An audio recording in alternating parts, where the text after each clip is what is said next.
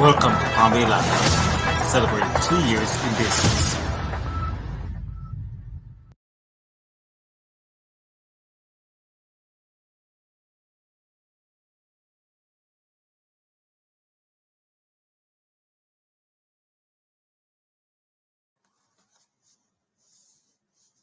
Good evening, Palm Bay, and welcome to Palm Bay Live. And with me tonight, I have Mr. Kenny Johnson, Deputy Mayor Kenny Johnson. How are you doing, sir? Good, good. How are you doing, sir? Great, great. You're coming in loud and clear. Good, good. A little bit behind. That's okay. Yes, we had to deal with some technical issues behind the scenes, and we got that sorted out. And you sounded really, really good.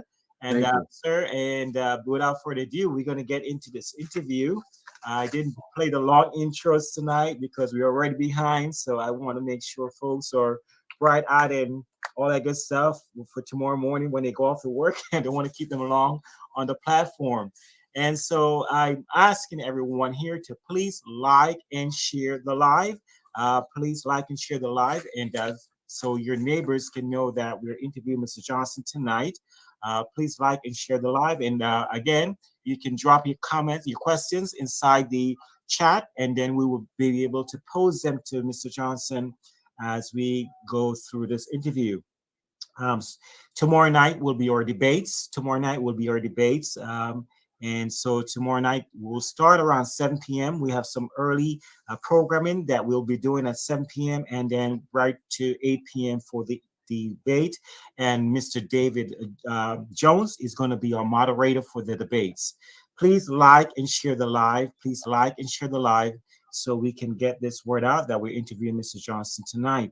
So let's go right into it, Mr. Johnson. Mr. Johnson was born and raised in Melbourne, Florida. Am I correct? Yes, sir. And he's a graduate from Bayside High School. Yes, sir. And went on to play collegiate football with a full athletic scholarship at Charleston Southern University. Yes, sir. If I'm right.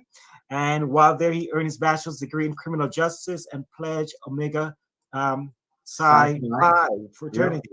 Yep. Okay. So he returned to Brevard County, where he worked as a juvenile case manager and juvenile detention officer, teacher, coach, mentor, and personal trainer.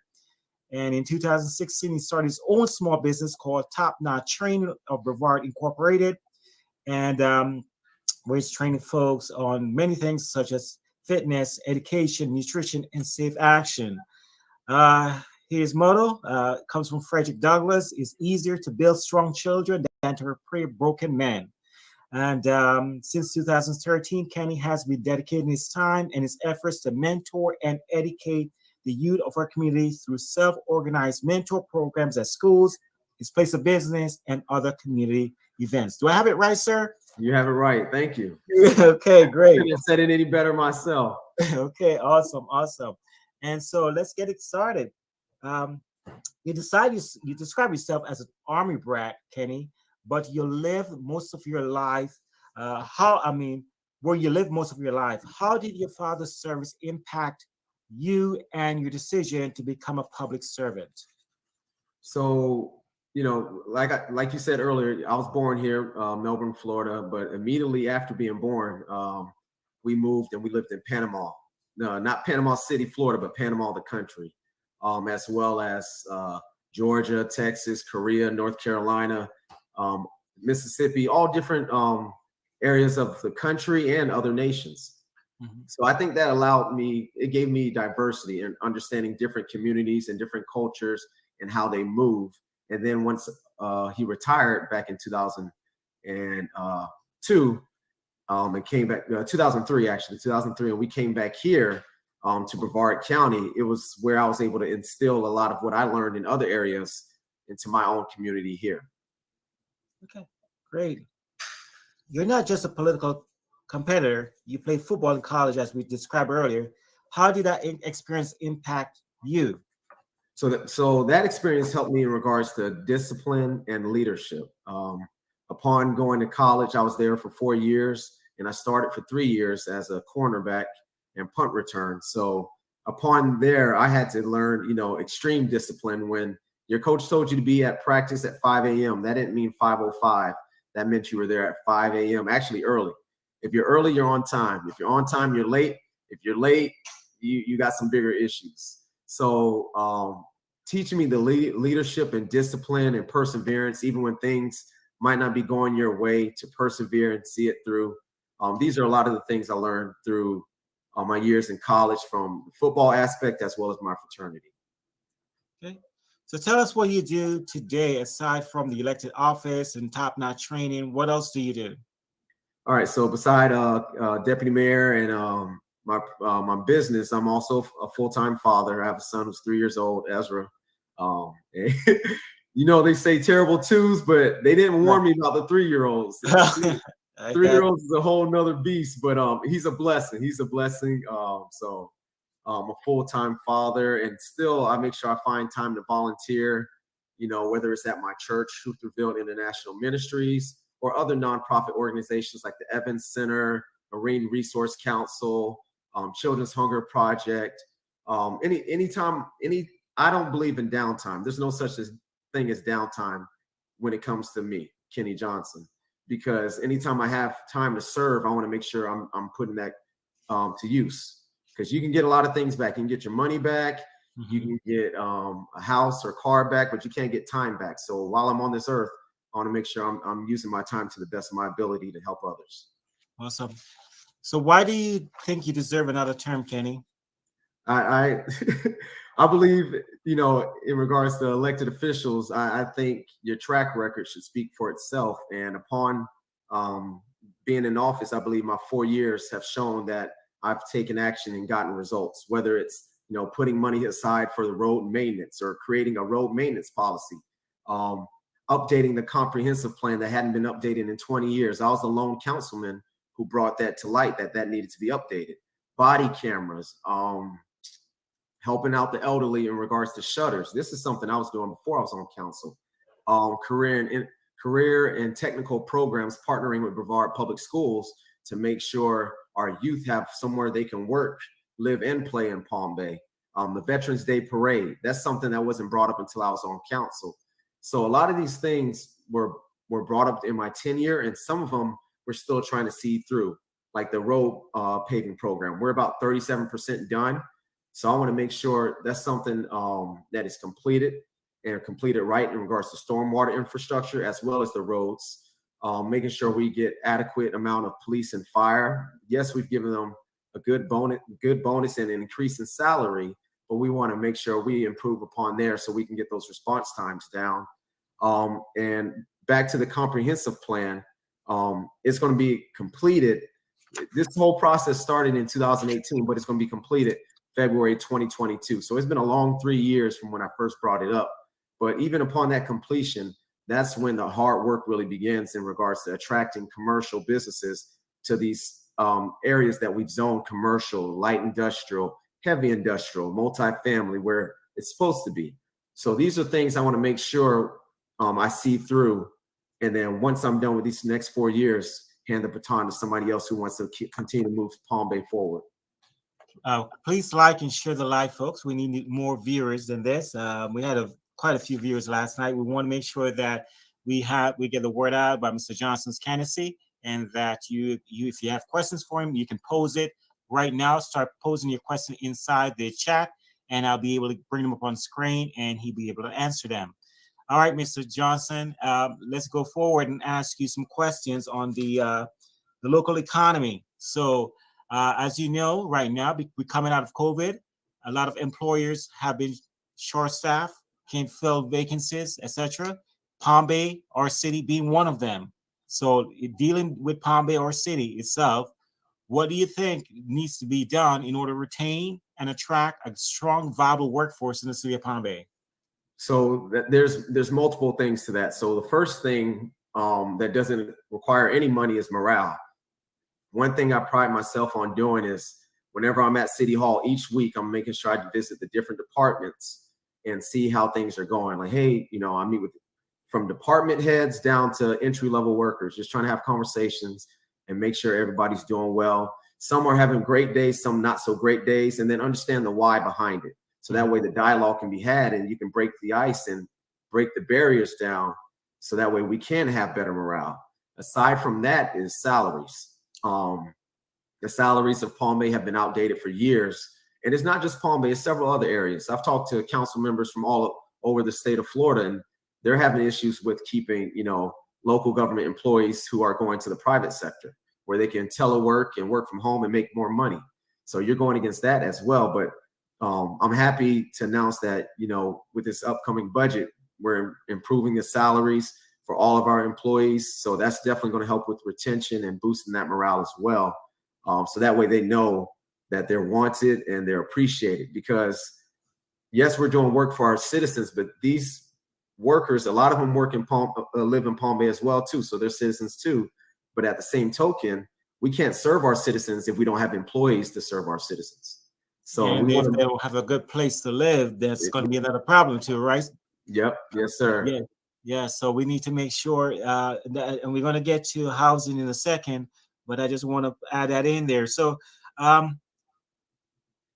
that we got that, we cover that. So how can we make sure Palm Bay itself now is more attractive to members of the workforce? Because that's another problem that we're facing. We didn't have the kind of nightlife that Melbourne, the city, has, etc. We don't have a downtown Palm Bay. What are we going to do to make sure we bridge that gap to ensure that the residents of Palm Bay have a place to go and play? Not just go home after work, but at the end of the shift, they can go, go get a drink somewhere or kind of loose, if you got me. You get what I'm saying? You're talking to a millennial, so I 100% agree. When I graduated from college in 2012 and came back here in 2013, a lot of my friends and colleagues who are my age were like, "You went back?" I'm like, "Yeah, I went back." They're like, "But there's nothing to do." So I understand exactly where you're coming from.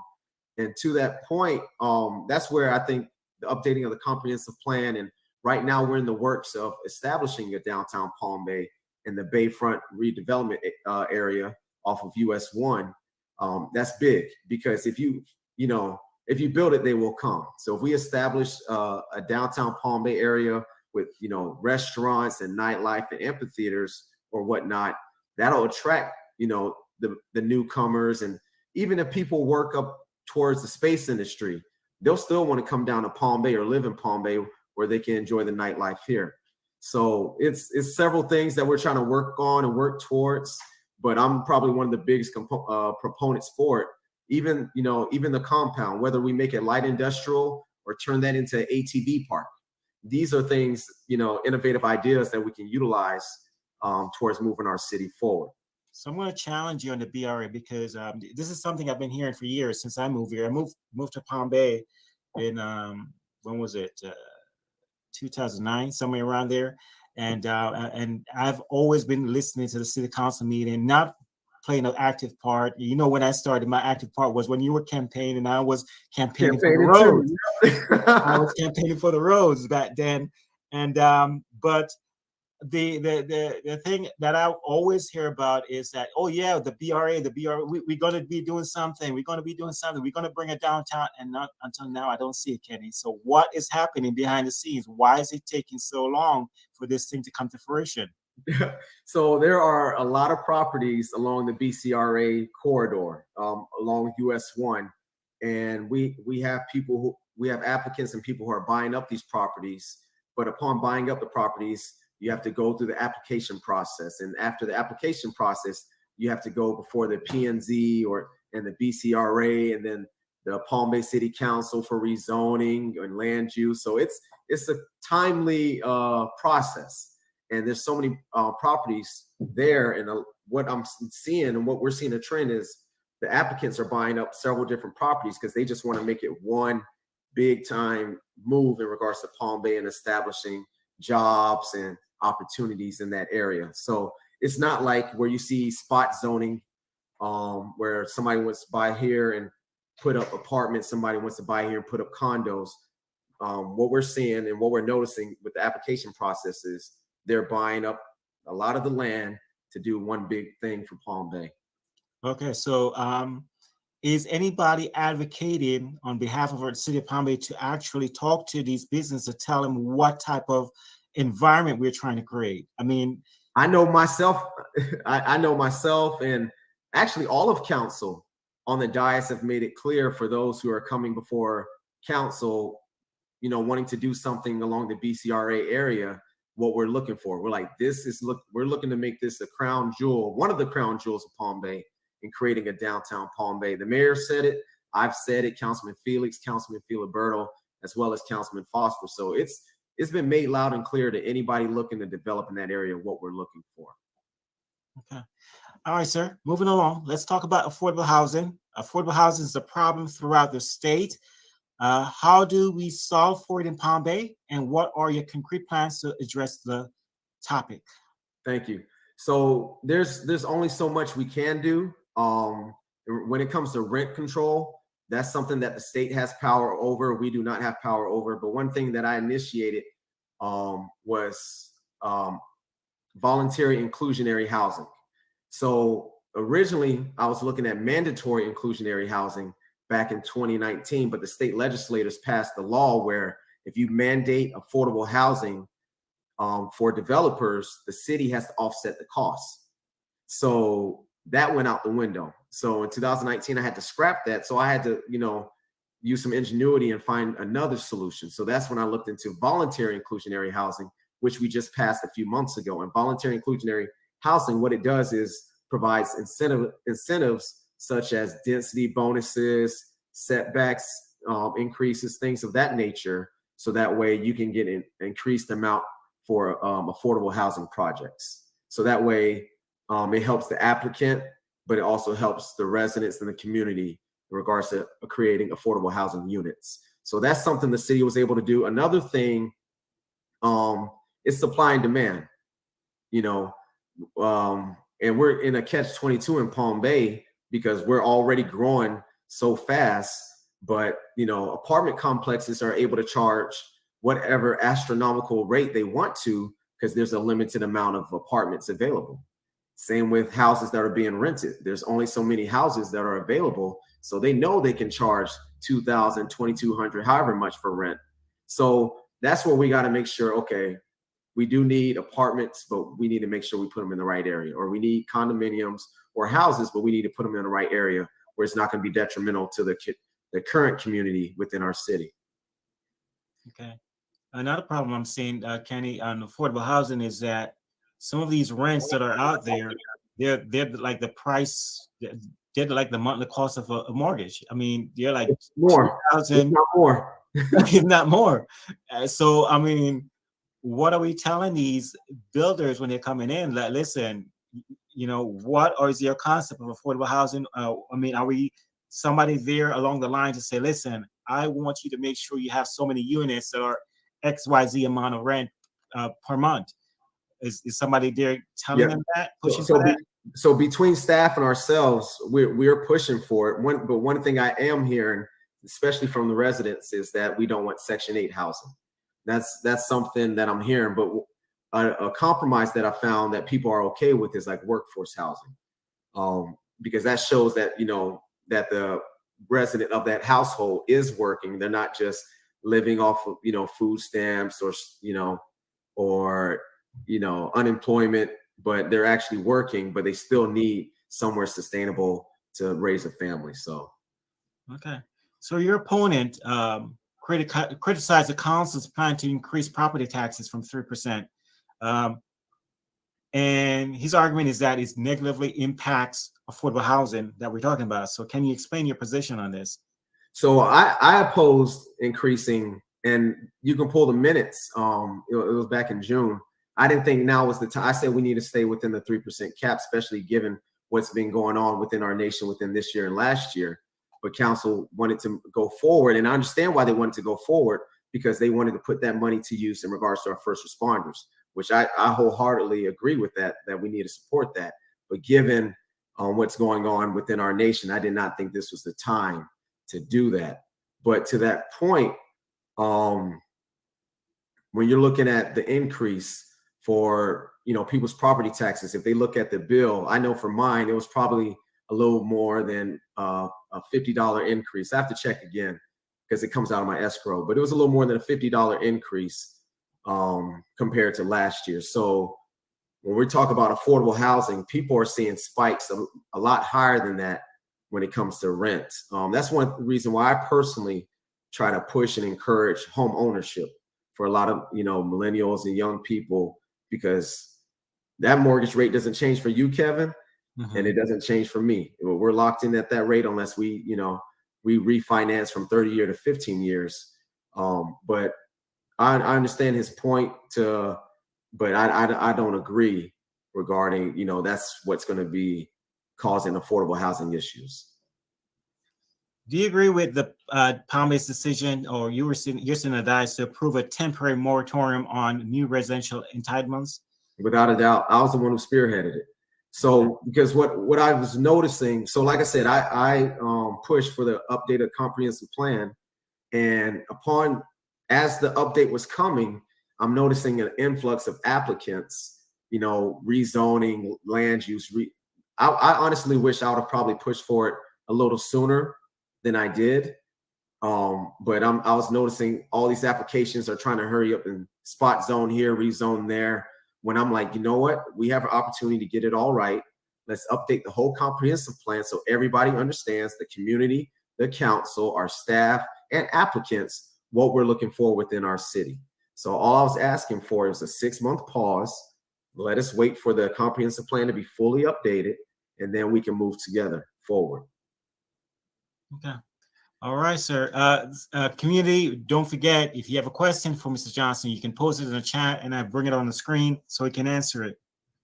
But I don't see any questions. I'll move forward with my questions. Okay. So you recently supported a $5 million in grants that was split up in different entities.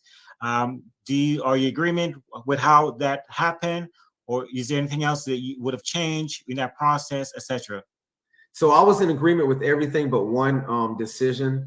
There was money awarded to one organization, which I serve on the Community Development Advisory Board, and that organization wasn't able to expend the funds in a timely manner. So I felt, and we had to give them an extension. So I felt to do the same here. I was like, there are better candidates or better applicants that these funds can be suited for. So other than that, I supported the moving forward in regards to initiatives for the $5 million of the ARPA funds. And I know it's going to make a big positive impact for our community. Okay, sir. Now we're going to talk about your favorite person, State Representative Randy Fine. I have some questions in regards to that. Well, about two questions. It's been well documented in the public sphere that you have a feud with this guy, or he has a feud with you. I don't know which way it goes. In July, it was reported that the police were involved after you vaguely threatened him, allegedly, at an event in Melbourne. Allegedly. How does this incident speak to your character and your leadership? So I actually walked up to State Representative Randy Fine and asked him if he wanted to dance. No, that was the question. That's the story. He's sticking by it.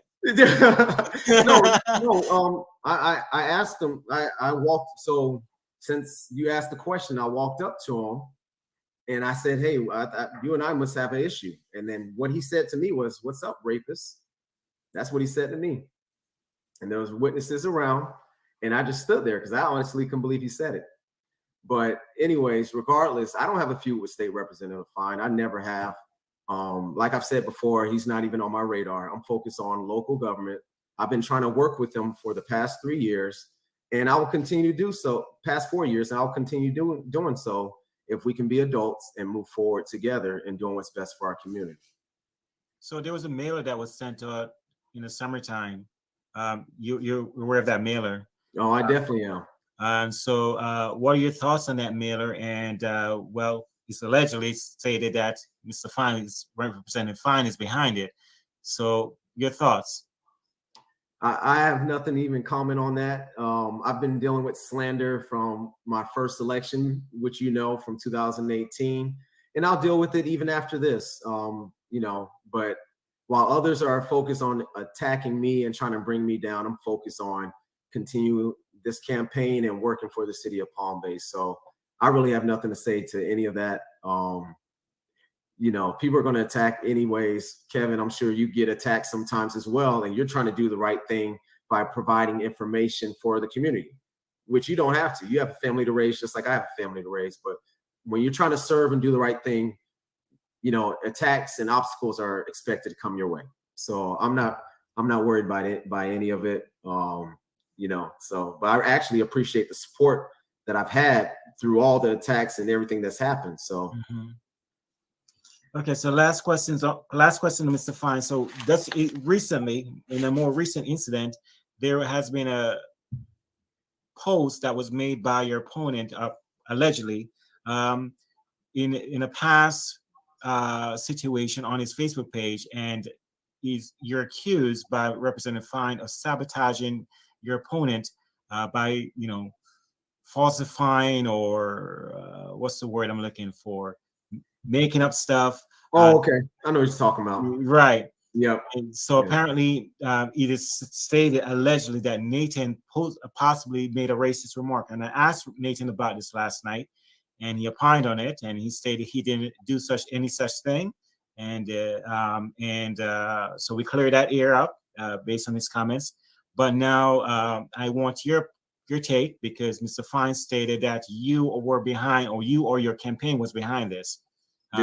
It definitely didn't come from the Kenny Johnson campaign. I've been running, like, I know a lot of people talk about Kenny Johnson's cousin or campaign manager. Yes, he's my cousin, but I've been running this campaign myself this go around, and I've been able to do a great job, I think. But I don't need time. I don't have time for slander. Me and Mr. White have had several conversations, outside of council meetings or things of that nature. And, I admire Mr. White for running, just like anybody else, just like, Councilman Filiberto ran and several others ran. But I still feel that I'm the best for the job in moving the city forward in the direction it needs to be. Okay. Let's take a question. There's one question from the public. So I'm going to go ahead and put it on the screen. And let me make sure I can read it, because it looks really fine. It says, when are we going to widen the roads around Palm Bay to relieve the traffic? Great question. All right, I can jump right into that. So the first road we're working on widening is Malabar Road from Minton all the way down to Heritage High School. We secured funding from what is it called? The Space Coast TPO, the Space Coast Transportation Planning Organization. And we have funding from our TIF, traffic impact fees. But now I myself have written a letter to the federal FDOT, federal government, in regards to securing funding for them for the widening of the road. So right now we're just waiting on additional funding, and then that road will be widened. We've had letters of support written from Commissioner Zonka and Brevard County Commissioners, as well as the Space Coast TPO. So we're pretty confident, as well as Congressman Posey. So we're pretty confident we're going to get that funding. It's just more of a matter of when. But once we get that funding, we can get started with the widening of the roads. Other than that, the widening of Babcock is the next one, but that's going to be a little more long term. So for widening of Babcock, we're looking at 2024 time frame. So that's going to be a little longer, because that's a county, partially city and partially county road. So we got to work in unison with them to widen that road. Okay. Here's another question that I overlooked. It says, Mr. Johnson, what is being done to improve our police department, given the department is 241 out of 246 in the state? Great question. So that's where it comes to, it's a catch-22 in regards to the 4-to-1 vote for council in regards to the millage rate, because the money that they're putting towards is going to be towards police and fire, police vehicles, additional police officers. So we're looking to increase the amount of police officers we have. That way the ratio of residents to police evens out where it needs to be. And it's going to take years, because we're playing catch up from decades of, being down this much. So it's going to take years. And we've been adding police officers every year, but we need to add more. And we can do that this year as well as next year with the rate we're going. But are we losing police officers to other agencies as well? We were. Yes, we were. But upon 2020, Chief Nelson Moya came to city council with this issue, saying, hey, like, I hate to come before you like this, but we need to increase the pay of our officers, because I'm losing officers to the sheriff's office, to Indian River to Orange County. So we gave the pay increase. It was a 4-1 vote. And since then, we had officers that came back. We had officers that came back from Brevard County Sheriff's Office that I know personally. We have officers that not only came back, but transferred. They never were with Palm Bay, and they transferred over because they saw the initiative we were taking and taking care of our officers and our law enforcement. And aside from that, something I'm doing, and I've been talking to Chief about, the same way Army, Marine Corps, Air Force, they're in our high schools recruiting, our law enforcement can do the same thing, both fire and police. You know, get these young men and women early so that way they know they can have a career in it, and they too can be the next police chief or deputy chief of Palm Bay. So how do we improve our response time, Kenny? Because that's another thing that I see the citizens complaining about on social media, even at City Hall during the City Hall meetings. So how do we increase our response time? We have to get more off. One, so there's so many things to it because I observed the whole city. One, we have to get more officers on the road. Mm-hmm. But two, and this is something I've learned through my background in criminal justice with my degree, and talking to our law enforcement, it's the same all across the nation. A lot of 911 calls are calls that can be non-emergency calls, meaning these are calls that aren't, as important, that can be resolved through non-emergency, that are taking away law enforcement officers from more pressing matters. So that's another thing that the earnings can be on us as citizens, understanding what's a real life emergency and what is something that can be resolved non-emergency. So that's two. Three, we got to slow down. I'm watching people come off of 95 and still speed on the Malabar like they're still on 95. And I'm seeing an increase in traffic fatalities as well as traffic accidents because we as citizens aren't holding ourselves accountable for how we drive and how we operate a motor vehicle. Okay. All right. The last comment I see here is just commenting saying that Mr. Johnson is doing a great job and thank you for your community service. Again, community, if you have a question for Mr. Johnson, you can post them in a chat and I'll bring them up on the screen. And we're going to keep it going. So we pretty much on the lines of transportation, we're talking about transportation just now. As you know, the road bond being passed. Are you satisfied with the progress as it's going right now? Is there anything that you see that could be improved? There's rumors that we are going to run out of money and not all the roads are going to be covered. Is that true? What stage? So right now we're at about 37%. We've done about 287 miles of road out of the 791.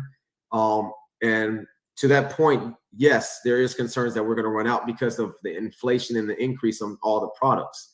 The estimates and the $150 million that was quoted back in 2018 was based off 2018 numbers. All right. So based off those numbers, that 150 was looking to cover everybody. But now here we are 2022. And with the way the economy and everything's going, a lot of those numbers have increased and inflated. So now we're looking like, okay, we might have to look into the undesignated fund balance, or we might have to cut here or there to make sure we can get the road paved, all the roads paved, because I refuse to leave office, hopefully in 2026 with not all the roads paved, because, it got voted in the same time I got voted in. So I feel like we're companions and we didn't meet it. We need to make sure all the roads are completed. So to that point, that's why it was also very important that I got that road maintenance policy passed. So that way we don't go back to this situation ever again. Even for councils 10, 15, 20 years down the road, there's a mechanism in place to make sure the roads will never be as deficient as they have been in the past. How much is in the reserve right now? For the undesignated fund balance? Yeah. Estimated 20 million. Some of it's already dead, set aside for different projects, capital projects, but about 20 million. Okay. Let's see.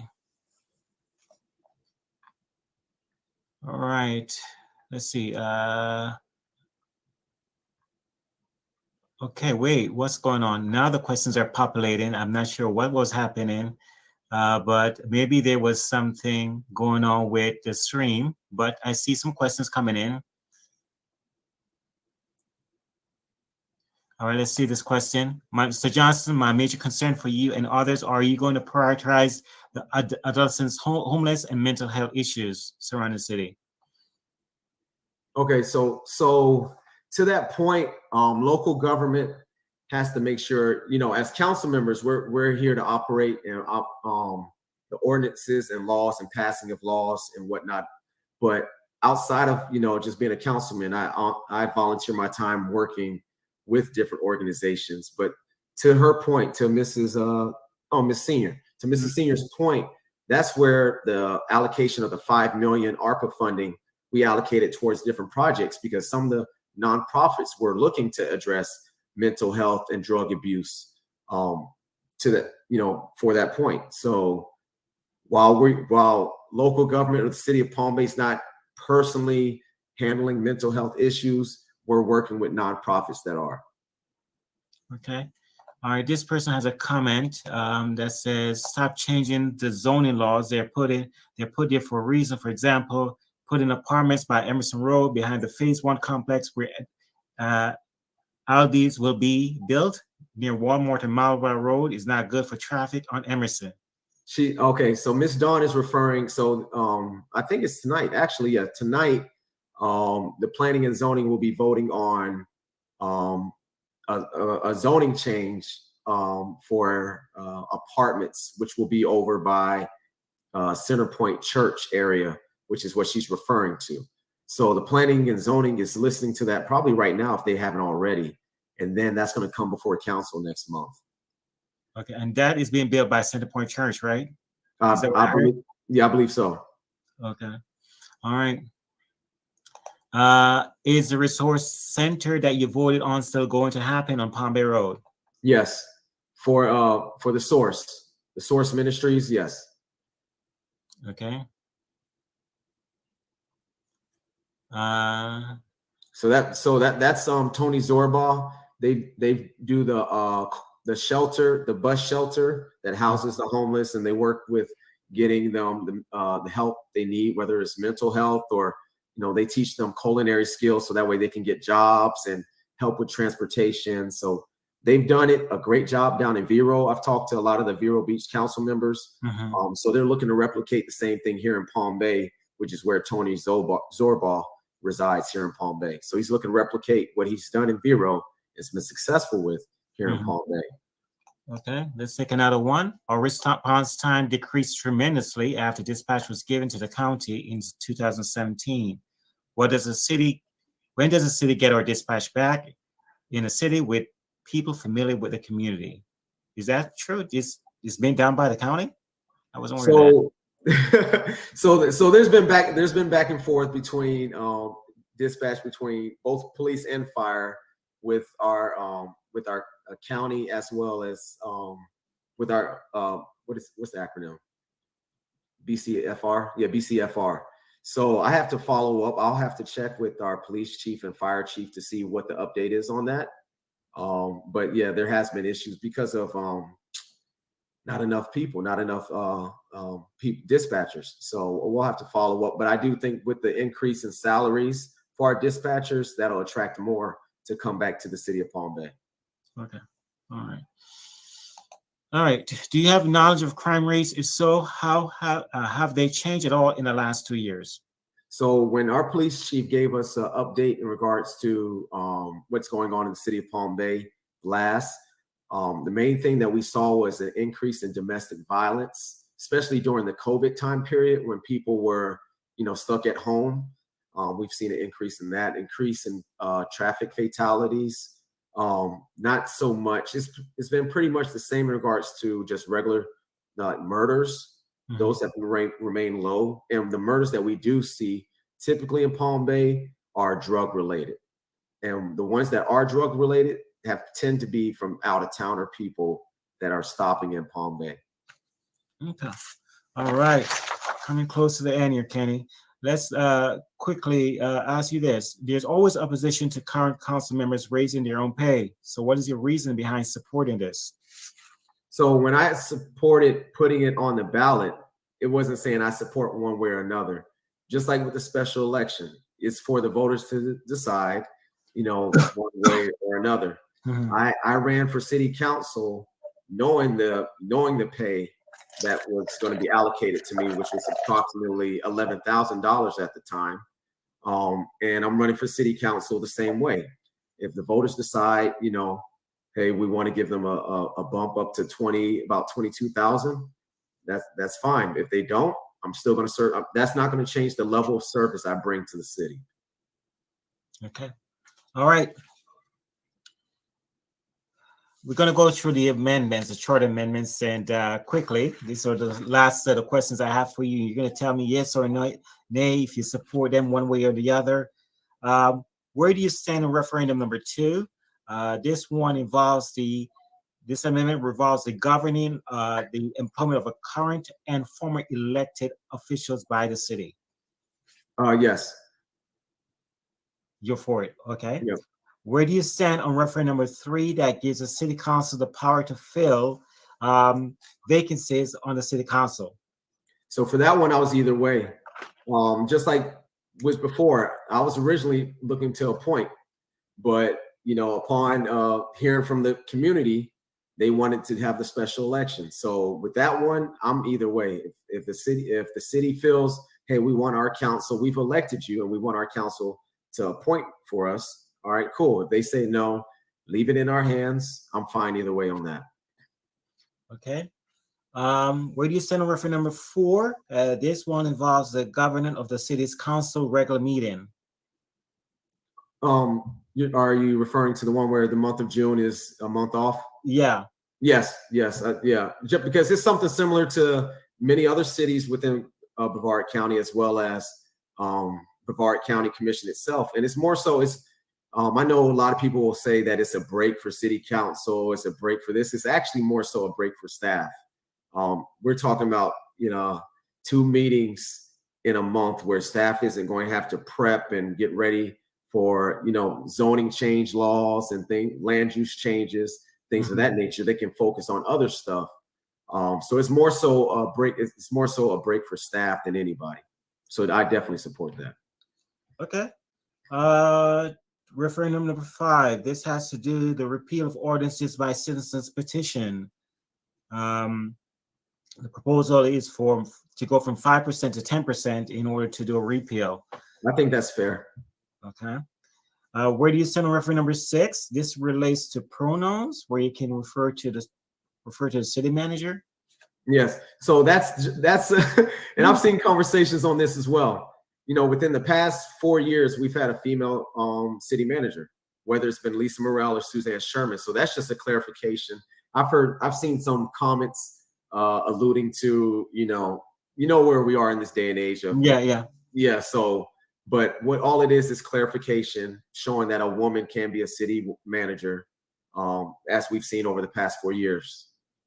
Okay. Number 7. Charter amendment related to determine whether the winner of a council member election in the event of a tie. This would call for a runoff election. Yes. Okay. And number 8, this has to do with the ad valorem taxes. So this is related to limitations of city's ability to increase ad valorem taxes. So this goes with the 3% cap. For this one, I personally am voting to remove the 3% cap because there are already measures levied by the state to make sure that you can't go too high in one given vote, and you can't exceed over a certain amount of years. So they're already, we're the only city that has it, and I feel like it's actually slowed us down in regards to being 241 out of 246 for our law enforcement. And providing adequate funding for our police officers and for our firefighters and addressing our roads. The issue where it lies is, I think, the 3% cap was voted in back in 2016 because at that time they didn't see that dollars and monies were being spent appropriately amongst the city. So I see us in a much better state where, if the cap were to be removed, then you'll see an increase in the amount of police officers we have, an increase in the amount of fire stations we have. But that's something for the voters to decide whether or not they trust this city council or they feel that we're going to do what we're supposed to do. And I feel that we've done that. Okay. with what we have. With what we have. Okay. All right, Kenny. So tomorrow night will be our debates. There are debates, audience. It starts at 8 p.m. Eastern. There will be an early show starting around 7 p.m. and leading up to the debates. I invite you to have watch parties at your home. Invite your neighbors over. Sit down, relax, get some popcorn, whatever it is, and let's have a healthy debate about and have a conversation about the things that affects us in the city of Palm Bay. So please, include your neighbors, include your friends in this debate, and looking forward to seeing you tomorrow night. Start time is 8 p.m. for the debates, and we'll have an early show starting around 7 p.m. tomorrow night. So look out for that. And again, invite your neighbors. Please tell your friends and all that good stuff. And I'll see you guys tomorrow night for our final debate surrounding the issues that affects us. Thank you for joining me, Kenny, and thank you for joining me, audience. I wish to see more people participate in these live sessions, and I do my best to try to get the word out, but I'm still being lackluster in trying to get the audience participation. I'm not sure where I'm falling short with that.